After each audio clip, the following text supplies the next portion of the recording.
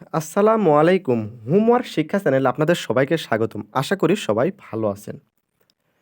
আমরা আজকে এ ইংলিশ কম্পালসারির একটা গুরুত্বপূর্ণ অংশ দেখব যে এটার নাম্বার হচ্ছে 4 নাম্বার এই প্রশ্নটা আসবে যে write a paragraph on Annie on of the following. এই যে ৩ টে আমাদেরকে প্যারাগ্রাফ দেওয়া আছে, ঠিক আছে? যে Facebook, online classes, environment, pollution, ঠিক আছে? এখন এই যে প্যারাগ্রাফ দেওয়া আছে এর থেকে কিন্তু আমাদেরকে অ্যানি ওয়ান একটা প্যারাগ্রাফ লিখতে হবে। ঠিক আছে? তাহলে একটা যদি প্যারাগ্রাফ লিখতে হয় আমাদেরকে, তাহলে প্যারাগ্রাফ সম্পর্কে আমাদের ধারণা থাকতে হবে। ঠিক আছে?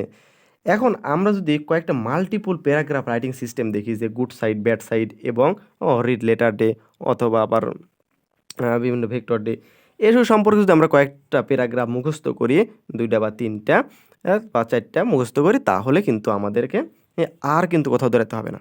ঠিক আছে? তাহলে আমরা সেই কয়টার ভিতরে আমরা লিখতে পারবো। ঠিক আছে? তাহলে তার ধারাবাহিকতায় আজকে আমরা আ একটা দেখব আর বাকিগুলো আমরা পেইড ক্লাসে করাবো। ঠিক আছে? তাহলে আজকে আমরা একটা প্রবলেম রিলেটেড একটা প্যারাগ্রাফ দেখাই। ঠিক আছে? আচ্ছা। এই যে আমাদের মূলিয়া যে এখানে কি বলতেছি প্রবলেম রিলেটেড প্যারাগ্রাফ। এই যে ৫০ টা প্রবলেম রিলেটেড প্যারাগ্রাফ দেওয়া আছে আপনারা একটু দেখে নেন। এই ৫০ টা প্যারাগ্রাফ টা লিখতে পারবো শুধু এই একটা ফর্মুলা দ্বারা। তাহলে কিভাবে লিখবো আমরা একটু পড়ে দেখাই। There are many problem like political, social and uh uh economic ETC মানে এটসেট্রা ইন আওয়ার কান্ট্রি। এই ইন আওয়ার কান্ট্রি লেখার পর এই যে ডট, ডট দিয়ে রাখছি, এখানে কি আমাদেরকে একটা দিয়ে দিল যে এনভায়রনমেন্ট পলিউশন, সেই এনভায়রনমেন্ট পলিউশন কারণ কি পরিবেশ দূষণ। এটা প্রবলেম রিলেটেড এর মধ্যে পড়তেছে, ঠিক আছে? তাহলে সেটা আমরা বসলাম।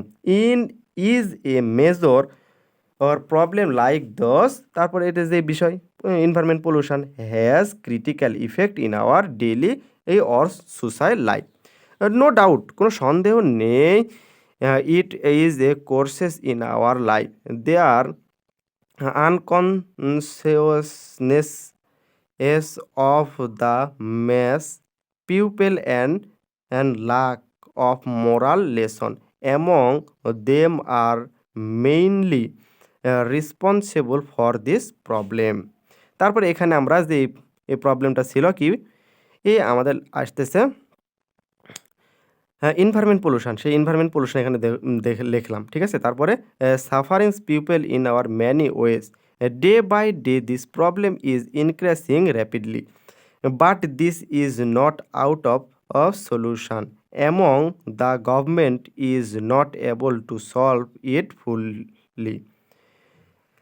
Everybody of us should come forward to solve this problem with the government.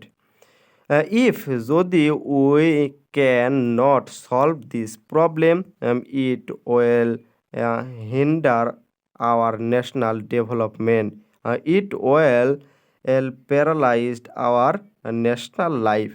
If we want to build up a developed country, the pupil of all works of life should come forward to solve this problem.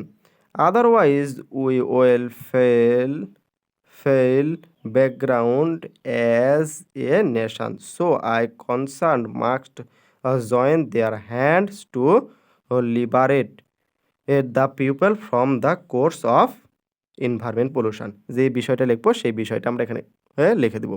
ঠিক আছে? আমরা এই যে একটা আলোচনা করলাম এখান থেকে এটার যদি আমরা অনুবাদ দেখতে চাই, ঠিক আছে? এই যে এটা হচ্ছে অনুবাদ। ঠিক আছে? আপনারা একটু দেখে নেন। এটা হচ্ছে ৫০ টা যেই এই প্যারাগ্রাফ দেওয়া আছে সেই প্যারাগ্রাফের নাম আর এটা হচ্ছে তার অনুবাদ। ঠিক আছে? যারা অনুবাদ প্রয়োজন হবে তারা এখান থেকে অনুবাদটা দেখে নিবেন। ঠিক আছে? তাহলে আমরা যে দেখলাম যে একটা প্যারাগ্রাফ দ্বারা আমরা ৫০ টা প্যারাগ্রাফ লিখতে পারতেছি। এই ধারাবাহিকতায় যদি আমরা আ গুড সাইড রিলেটেড যদি লিখি তাহলে এরকম ৩০ টা লিখতে পারবো।